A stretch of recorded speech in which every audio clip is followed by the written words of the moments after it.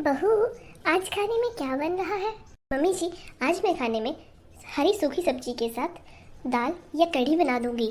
ठीक है बहू, वो तो मुझे तुम्हें यह बताना था कि मेरी बड़े वाली बेटी आज यहाँ आ रही है, तो उसके लिए भी खाना बना देना। ठीक है मम्मी जी, आप मुझे बता दीजिए कि दीदी को खाने में क्या पसंद है।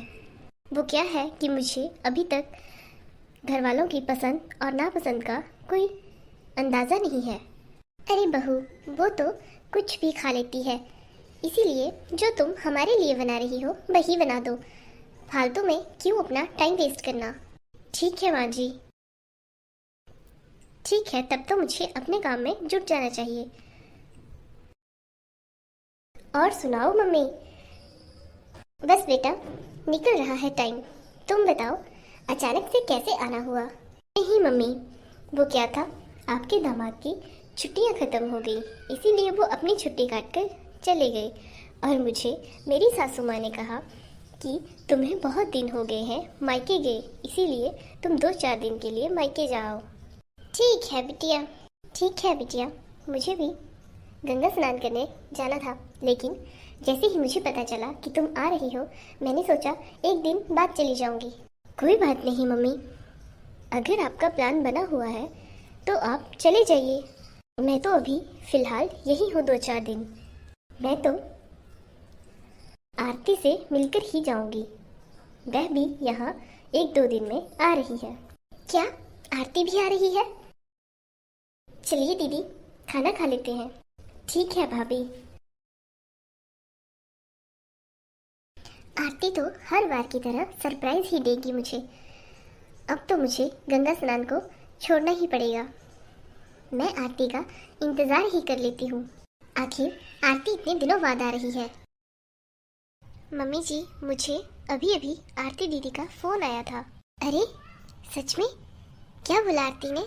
वह यहाँ आज ही आ रहे हैं, लेकिन मैं जल्दबाजी में उनसे कुछ पूछ नहीं सकी। आप मुझे बता दीजिए, आरती दीदी को खाने में क्या क्या पसंद है? भाभी, हम लोग तो कुछ भी खा लेते हैं, आप कुछ भी बना दीजिए, जो भी आपको अच्छा लगे। नहीं नहीं, ऐसा नहीं है। आरती को राजमा चावल बहुत पसंद है, लेकिन उसके साथ ही उसे बीन्स की हरी सब्जी बहुत पसंद है। ऐसा करो बहू, वहाँ से बासमती चावल ले लो और बासमती ही बनाना, और चपातियों में घी जरूर लगाना। और हाँ, सैलेड में खीरा और मूली जरूर रखना। हरी मिर्च तो भूलना ही मत। और अचार, अचार तो उसे बहुत पसंद है, तो आम का अचार जरूर साथ में रखना। और बहू, टाइम लग जाए तो मीठे में भी कुछ बना लेना। मैं तो कहती हूँ, क्यों नहीं तुम मीठे में गाजर का हलवा बना लो। ठीक है मम्मी जी। दीदी, आपके लिए कुछ बनाऊं? नहीं भाभी, मेरे लिए कुछ नहीं। आरती बेटा, यहाँ बैठो मेरे पास। और साक्षी, तुम कब आई? बस दीदी, मैं तो एक दिन पहले ही आई थी, बस आपसे मिलने के लिए रुकी थी। मम्मी, आप बोल रहे थे कि आप गंगा स्नान जाने वाले हो, तो आप गए क्यों नहीं? अरे बिटिया, मुझे बता दिया था आरती ने कि तुम आने वाली हो, इसीलिए मैं रुक गई। अरे बिटिया, तुम्हारे लिए तो मैं चारों धाम की यात्रा छोड़ दूँ। बहू, जो मैं सामान लाई हूँ वो तो लाओ। जी मम्मी जी, इतने सारे जेवरों का और इन बैग का करना क्या है? बेटा, ये जो जेवर और बैग हैं, ये सारे मेरी बड़ी बेटी को दे दो। लेकिन मम्मी, इस सब की क्या जरूरत थी? बेटा, तुम लोगों के आने से पहले ही मैंने तुम लोगों की शॉपिंग कर ली थी। लेकिन मम्मी, मुझे इतने सारे जेवरात देने की क्या जरूरत? अरे बिटिया, वो क्या है, तुम्हारी शादी में हम बहुत ही कम जेवरात तुम्हें दे पाए थे, और जबकि तुम्हारी बड़ी बहन को हमने बहुत कुछ दिया था। तुम रख लो मम्मी जी। और बड़े दीदी को? कोई बात नहीं भाभी। अरे, इसके लिए भी मैं एक सिल्क की साड़ी ऑर्डर करी थी, बस इसके घर तक पहुंच जाएगी। बहुत ही महंगी पड़ी मुझे साड़ी, 1100 रुपए की। बिटिया, जाते हुए तेरे बैग में हम कुछ फल रख देंगे। कोई बात नहीं मम्मी। मम्मी, बस एक ही बात आपसे पूछनी थी। जब मैं घर आई तो मेरे लिए तो सिर्फ दाल सब्जी बनी थी, लेकिन जब छोटी घर आई तो इसके लिए इतना कुछ बनाया आपने। जब से मैं घर आई हूँ आप एक दिन भी घर में नहीं रुकी, सिवाय रात होने के। और जब से छोटी घर आई है आप तो इतना सारा टाइम घर पर ही रहती हैं। मम्मी, आप हम दोनों में भेदभाव क्यों करती हो? हम लड़कियां तो ऐसी हालत में पीस ही जाती हैं। ससुराल वाले भी देवरानी और जेठानी वाला भेदभाव करते हैं, और यहाँ आप भी बड़ी बहन और छोटी बहन वाला भेदभाव कर रही हैं। मैं इसलिए नहीं कह रही कि मुझे कुछ चाहिए, लेकिन मन में तो बात आ ही जाती है ना मम्मी। सही कह रही हैं दीदी। देखो बिटिया, मुझे नहीं पता, मुझे जो अच्छा लगा मैंने वही किया। और हमने तुम्हारी बहन की शादी बहुत ही बड़े घर में की है।